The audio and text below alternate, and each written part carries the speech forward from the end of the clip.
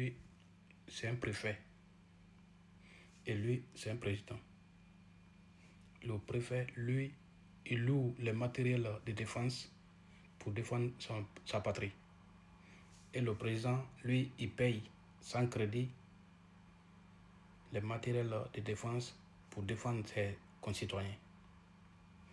Et lui, le préfet, ses concitoyens disent qu'ils ont le meilleur matériel de défense que le président. Et pourtant, le président, lui, il est là, il ne parle pas. C'est sa population qui dit que non, ce matériel de défense, c'est très sophistiqué que celle des préfets. Et nous, en tant que la jeunesse consciente, on se pose la question.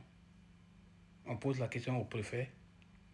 Si vous avez assez de matériel de défense, pourquoi donc les terreaux sont dans vos différentes villes et vous êtes incapable de les envoyer à l'abattoir?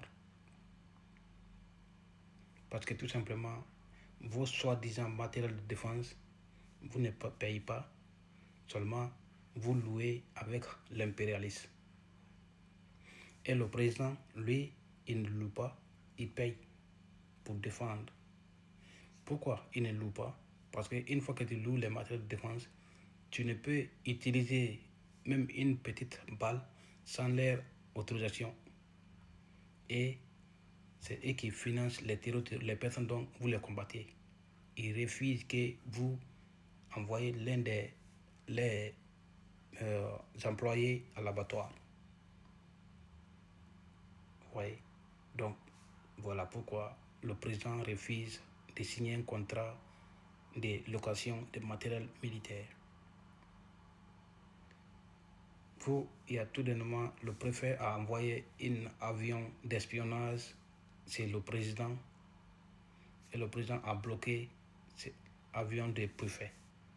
Le préfet parlait non, nous avons assez de matériel militaire, donc on va essayer aller prendre nos avions forcés chez le président. Le président dit ok, comme tu dis que vous avez assez de matériel militaire, nous on n'a pas assez de matériel militaire, venez prendre alors.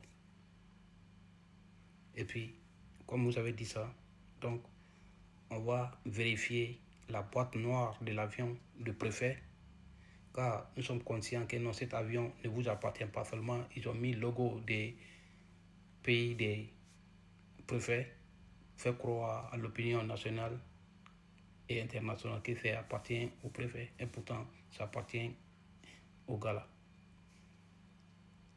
Vous voyez, dès que le président a dit ça, le préfet a couru pour venir demander pardon au président. Et le gars là, qui est en bas ici, lui dit que non, il ne faut pas que non, le préfet va demander pardon. Parce que c'est le gars là qui a envoyé le préfet pour qu'il puisse envoyer ses avions d'espionnage pour espionner le président. Abonnez-vous les gars, likez et partagez dans tous les groupes.